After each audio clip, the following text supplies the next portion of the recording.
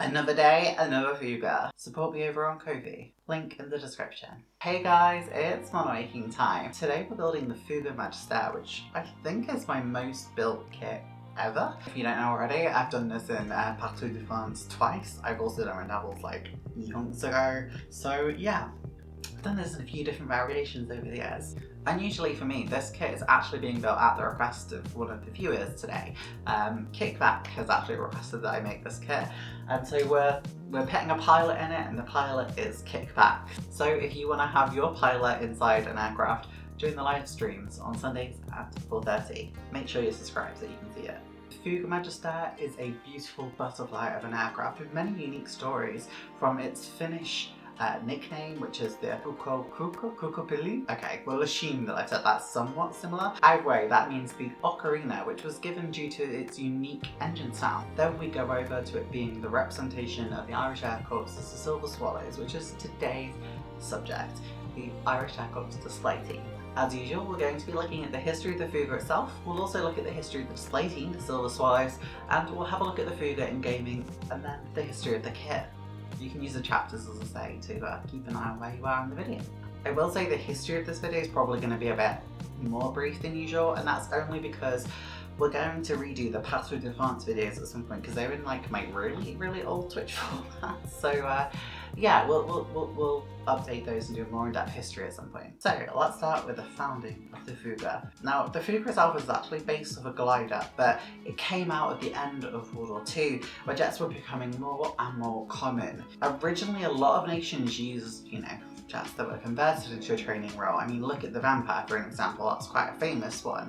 It was becoming quite well known though that purpose-built jet training aircraft were going to be needed, and some nations had already started preparations for this, including the Netherlands and Britain. So it was known that this was in the pipeline, and France, they obviously didn't want to be left behind and started developing theirs. Fouga had based this off a glider they had originally, which had the famous V-shaped tail, which gave the Fouga its beautiful butterfly look. So after going through development, the Fouga Magister was ordered in 1950 by the Armée de l'Air, the French Air Force, and first flew on the 23rd of July 1952. 95 aircraft were ordered, which was preceded by an initial order of 10 pre-production aircraft. A naval version was also developed, but we're not going to look at that today. That will go a more in-depth look at the aircraft when we do the Partout de France video for the Fouga Magister. I will say though that that video is quite far down the pipeline at the moment. I want to do new stuff first, The Fouga Magister was not the first jet trainer though, with the Fouga S-14 Max trainer actually entering service prior, and I think its first flight also was prior to the Fouga Magister. This did not have the success of the Fouga Magister though, so it was only really flown in the Netherlands and is kind of forgotten in history, to be honest. So we'll go into this in another video, because as you can see I have the kit for it. The Fouga Magister was much more successful than Mat Trainer. The Mat Trainer, as I say, only really went in the Netherlands. The Fouga was used around the world. Famously, it was used by Belgium, who operated the type until 2007. And they still have one that flies around today as part of their sort of, historic flight.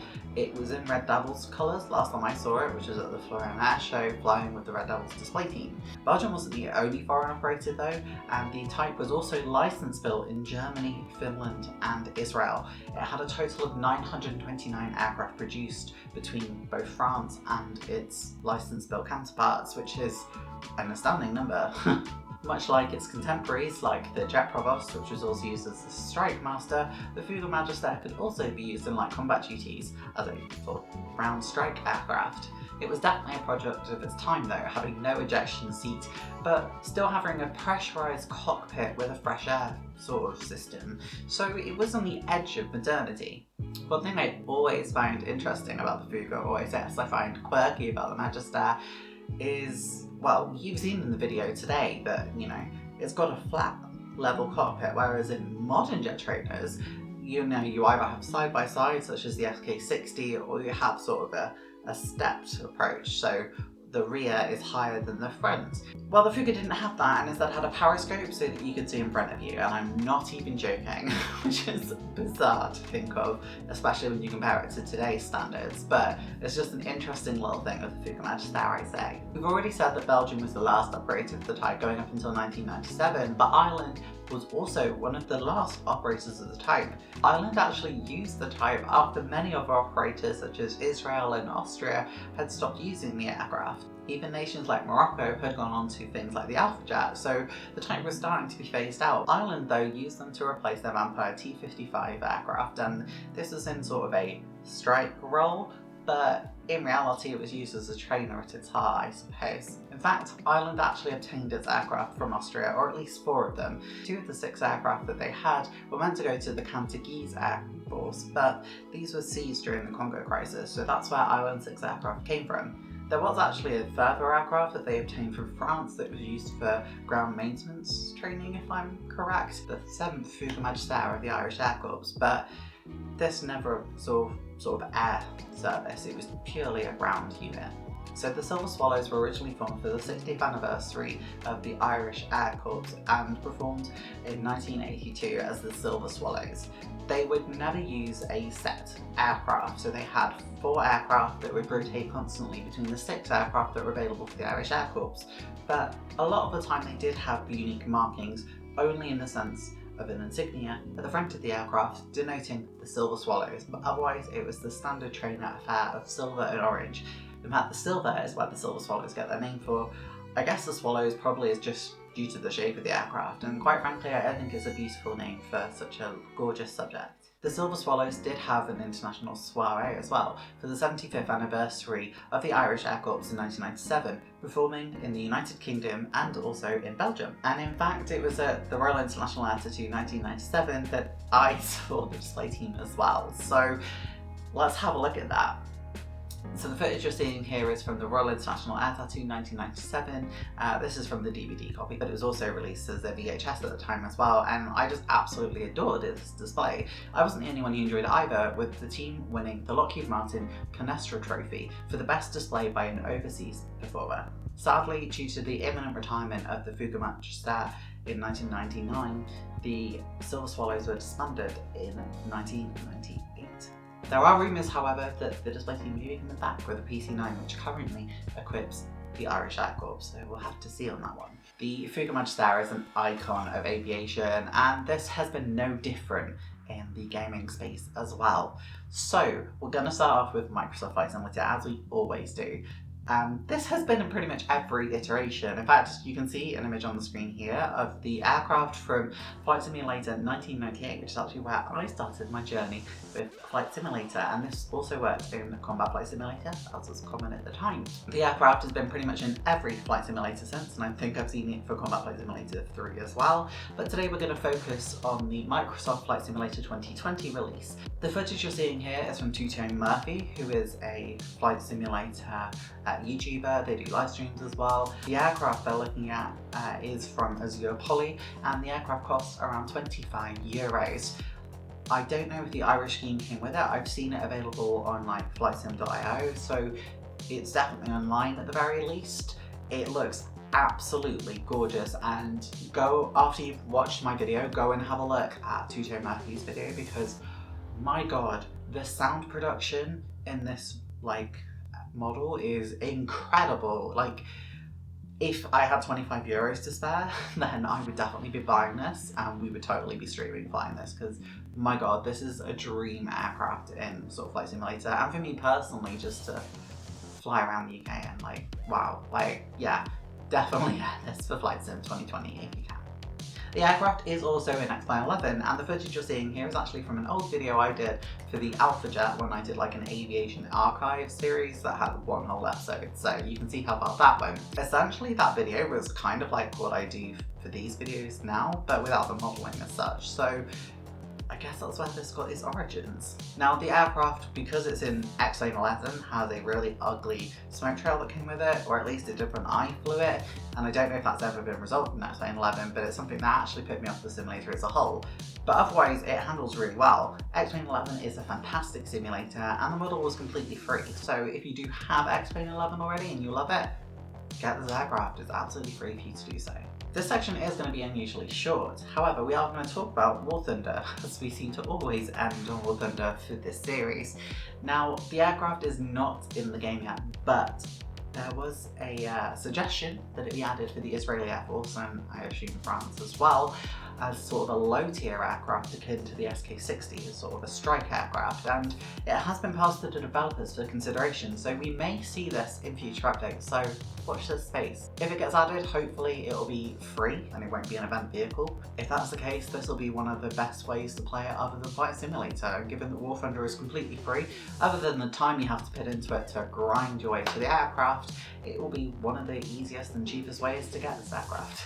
Finally, it's time to get onto the kit itself, and this bit's going to be quite short. So this is an Airfix kit which has been reissued a few times since its original release in 1975, and from what I can see, most of the releases were done in the Patrouille de France series. I think there were a few Humbrol Hella releases when Humbrol bought Hella, but I think a lot of those were done as the Hella release. They seem to have come with sort of the Luftwaffe and Patrouille de France series, and I think that's why the newest release of this from 2014 features the Irish Air Corps for the Silver Swallows display team and for the Belgian Air Force. I have a feeling that Airfix sort of looked at its market share in Ireland and thought, well, you know, Hella already does the Patrouille de France and Luftwaffe, so we may as well just do the Irish Air Corps and the Belgians. So that's my theory anyway, but it's fantastic news for me because as someone who likes building display teams and building one that I saw at my first ever air show in 1997, it's just a lovely thing to see. Airfix, if you release this kit ever again, please make sure it includes the Silver Swallows, and ideally release the Red Devils, because no one really does a kit with them included, and they were a really famous user of the Fouga Magister as well. Phew, you made it. Take a moment, let's breathe, and remember to hit like and subscribe on this video. Also, if you want to support me, head over to Ko-fi or Ko-fi, I'm still not sure how you say it. You can support me over there, and that will help me buy new kits, paints, brushes, things like that. But don't feel obligated. It's just if you can. There's a link in the description. Other than that, just make sure you like and subscribe. Drop me a comment down below as well. Do you remember what other kit has made an appearance in this video that I said I'd build? Okay, it's time to get on to the kit itself. So let's have a look at the box. Boom, and here we go looking at the Fouga CM170 Magister, the newest Airfix release of this kit as of recording. Now the decals look really, really nice, I must say, and the vibrancy of the orange just took me by a bit of surprise, I guess. I don't know why, and the Silver Swallows insignia is absolutely gorgeous. Everything on this decal sheet is genuinely really well done. It's an absolute pleasure to see decals that have been done with such care and attention to detail. You can really make a kit that looks basically like the real thing. Or if you're like me, you'll probably end up doing most of the decals but not all of them. But again, it's just nice to see something so well done for a subject that's kind of unusual, to be perfectly honest. But yeah, it looks absolutely fantastic, and knowing Airfix, these will transfer very, very well from the sheet onto the model itself. I don't think I've really ever had any issues with Airfix decals, really. They tend to be pretty much perfect every single time. Unless age gets to them. That can sometimes be an issue, but this kit's only from 2014 and the newer decals tend to age very well. You can see a little bit closer just how beautiful these decals are and how well represented the Irish Air Corps is. The instructions are quite simple because this kit is very, very old, so this is just essentially old instructions, new format. Nothing really surprising here at all, or nothing that should surprise you, should I say. It's a very simple kit to put together, it will take you no time at all. This is definitely something that you can do in a weekend if you just fancy building one kit in a weekend. I love that the schemes are in colour though. Like, I've always said that these bits should always be in colour, and that's why I think digital versions of these is going to be so important going forward, because look how much easier that is to read, particularly if you don't have the best eyesight in the world. Having these in black and white is horrendous, especially with this Belgian scheme right here. So yeah, it's fantastic that this is all coloured and all the decals, it's so easy to see where they are. But yeah, I think being able to pinch and zoom and look at this in detail would be better. Now, the model itself, considering its age isn't too bad, it is a lot of raised surface details though, and there should probably be some more well, engraved panel lining, but I mean, we'll take what we can get, right? This is a really, really old model. It costs like enough that I don't feel bad buying it. It's not like, you know, the Seahawk, which is kind of horrendous. the cockpit itself looks pretty good, and I know that online it says there are some new parts. I'm not sure which bits may be new, which bits may be older. So I think this sprue, or this model, sort of is part new, part old. I'm just not sure which parts are which, but you can see here just it literally says how old this is, from 1975. So it's a very, very old kit, and it's held up pretty well compared to like other Airfix ones, like I say, like the Seahawk or even the Nat. This model has really held its own, and I think it's just because it was such a well-designed kit in the first place. I just wish it had the sprue sort of the whole way around it, so that, you know, parts like the wings or whatever didn't fall off. You've got a pilot here, obviously this is going to be kickback, and we've got the canopy. Now, I couldn't put my finger on why, but the canopy just wasn't quite what I wanted it to be. I wanted it to be just a bit nicer. However, at the same time, it has really nice sort of rivets on it, so I don't know, there was just something off about the transparency of it. So I'd probably say it's probably like a 6.5, 7 out of 10. It's not like bad, but it's not like super stellar, you know what I mean? But I mean, the details on it, like the rivets, that's actually really nice. Quite often canopies can be very, very flat, which I don't know why, but they just quite often are. So yeah, this is a really nice canopy. You've got to stick some bits onto this one, so it's you don't want to mess it up. So you can see the entire kit here in its entirety, and it's quite a small kit, but it's gonna look absolutely fantastic. Well, the kit looks okay, and it's amusing because I don't know if I said, but you can see the imprint saying that it's a 70s kit on the actual aircraft itself, which is very amusing. So I guess we've got nothing further to do but to get into the construction of the kit. So that you know, I built this kit pretty much entirely in one stream, and then I just painted it and decaled it afterwards. The painting and decaling, I didn't capture all of it, and a lot of that was because I used a rattle can for the spraying of it, and decals, I mostly did the main ones on camera, and some of them I just did off camera whilst I was doing other normal day-to-day things. So let's get into it. So you joined me building the Fouga Magister, and sort of a bit way through, so I forgot to hit record straight away, but I basically just put the wings together because they come in two parts and stuck them in the fuselage, because as usual, the more you can do right off the bat, the more you can leave the kit and the paint to sort of dry and cure and become more structurally sound. So it makes sense to do as much as you can straight away, and that's exactly what I did. Now, the cockpit itself is actually quite nicely detailed. I was quite surprised. And obviously we're painting our little pilot there, that is Kickback. So Kickback, if you're watching, hello. I'm glad we got to put you in this one. I did actually look up a picture of a pilot. I looked at sort of a screen grab from the 1997 React display to try and get similar colours. I think I mixed Lufthansa blue and sort of a Humbrol tealy light blue colour. I used a combination of those with a white helmet, and I think it looks okay. I only have one human flash colour at the moment though, and that's literally what it's called from Ravel, so I've just used that. The cockpit I just did dry brushing, so I did it in tar black or Tierschwarz, and then I just went over it with various stages of grey. It's a very simple technique that I sort of know of from tabletop gaming, and I just thought, hey, that'll probably make the cockpit look really nice, and I think it looks okay. It's not the best looking cockpit in the world, but again, 1/72 scale, I think sometimes it's more important to get accents and details to sort of show, because it's really hard to paint super detail at the stage. Maybe I need some of those like fancy glasses so I can have a look at a lot more detail, but I'll be honest, I'm really proud of what I've got here. I think it actually looks really nice in the end, and I think you'll see that in the finished result. So now it's a case of adding some weights to the front, and this is probably one of the last models where I didn't really have anything to add in. I think I ended up using some blue tack, and I don't know, I think that was probably it, to be honest. The fitting of the cockpit was super easy. It went on like a charm really, and it wasn't very hard. I did actually remember to paint the inside of this as well, unlike my DH11 Ishtra, which I forgot to do. So yeah, and it fit together perfectly. I didn't really have any difficulty.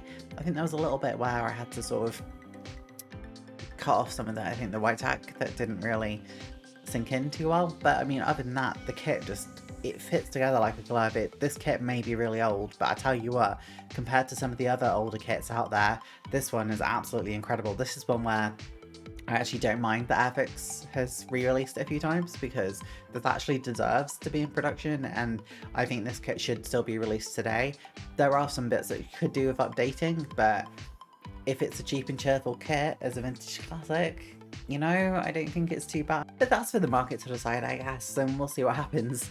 Now, the model's at a point where I could do with doing an undercoat on this, but I ended up not even priming it. I just went straight in with the silver. It is a rattle can. I got a few cheap. There was a model shop I used to visit as a child that after many, many years, I think like over 50 years of operation, it closed down because post, you know, what happened in 2020 to 2022, they just couldn't continue. So I think in 2021 it shut down. You can see I've used the silver and it looks great, but I did have to touch up a few bits, which I think I ruined it trying to use the paint from the rattle can with a brush. So that was a mistake I learned. But hey, you gotta learn, right? You gotta make mistakes to learn. I'm painting the cockpit with the silver paint, Revell Aquacolor Silver, and I painted some of the orange parts, I'd say 2 of the orange parts, the wingtips, which is just a Humbrol orange paint, and we'll see why I did that later on. I'm going to go over and put some of the other orange bits on, but I've not done all of them. You can see I'm doing the one by the air it's not the intake, it's the exhaust, the air exhaust there for the engine, and I'm doing the front as well. There are a few other bits that I need to do, and we'll see those later on in the construction, because I do remember them, but it might jump around a little bit. The orange itself isn't as vibrant as I'd want it to be at this point, and I think I'm going over it now. I'm using that orange paint, but I'm mixing it with a fluorescent yellow that I have. It's literally just, I think, called fluorescent yellow from Revell, and I go over that eventually with it, and that gives it a really bright vibrancy. Those 2 bits on the front, I painted white and then do red stripes over them. I do each one in 2 motions, so I paint the sides of it and then I match it on the inside and the bottom. And that gives it a really, really lovely striped effect, as it should have. You can see now I've realised that the ends of the wings shouldn't be completely orange, and I'm going back over them to make them actually look like the colour they're meant to be, which is, you know, should have done that in the first place, and it would have saved me a lot of wasted time with the orange. You can see I'm doing it with the wings now as well, where I didn't realise that they were meant to be orange. At least I looked at reference photos though, because some things I saw said to paint the whole thing orange. Not the case, it was only sort of up to a point, but I think I got them okay. You'll notice that I've not got any tape on the model and I haven't had any. That's because I did this whole thing freehand, which I'm very impressed with. My skills have got a lot better at doing straight lines, so the practice is definitely paying off, and I mean, without doing things like this, you won't get that practice in, so, you know, just remember, it's okay to make mistakes sometimes. There we can see the fluorescent paint coming in, and it's mixed with the orange just to give some vibrancy. Mixing 2 different paint brands together generally isn't something you should probably do, but they worked fine together. Sometimes you can get really odd effects, but I mean, I've used both of these so much that I know they're generally okay together. So, you know, we just went for it. Touching up with the silver as well, and I probably should have feathered to sort of make it match, but I ended up using some from the spray can and it just looked awful. I think I ended up doing a couple of layers of the orange over the top, and I saved the rest of it in a glass jar so I could put more on if I needed it later on, which I didn't really need to do. I'm going over some of the areas with black now, and I will also go over some of the other areas with a darker metal, so rather than using silver, I use steel, which is very slightly darker. And that will sort of add some depth to the model, so it's not just this flat colour, although in reality it would probably have been darker, I think, to be honest, because, you know, it's a moving part. I don't think you see it here as much, but obviously after I've done the decals, I do add some weathering as well. The decals, I don't put all of them on, but I love just doing the decals on this. The Irish insignia just looks so pretty and gorgeous, and I just had so much fun doing this, and I was really proud of this. I think this looks really good. I was really happy with what I did in the end. I think I got a really great model from this. Obviously water and decal set have been used for all of the models in this, all the decals in this even, and yeah, they look pretty bang on when they're applied properly. Well, you've seen most of the construction, but I'm saving the best for last. Let's have a look at the aircraft itself, and as I say, I put most of the decals on. There are a few smaller ones, and because this is meant to be a fun hobby, I decided to put on the decals that I felt were really relevant, and I left some of the smaller ones. There were a lot of really bright yellow decals that, I'll be really honest, I couldn't really see massively well when it was sat on my shelf, and I just thought, do I want to spend half an hour more putting these on, or do I want to just get most of the ones with text on? And I thought, hey, I'll do the ones with text, I'll do some of the yellow ones, and I'll just leave it. So I hope you forgive me for that. And I'm genuinely really proud of how this looked. I didn't use any tape for any of the lines, but it's just over there and it looks amazing. So let's have a look at my Fouga Magister.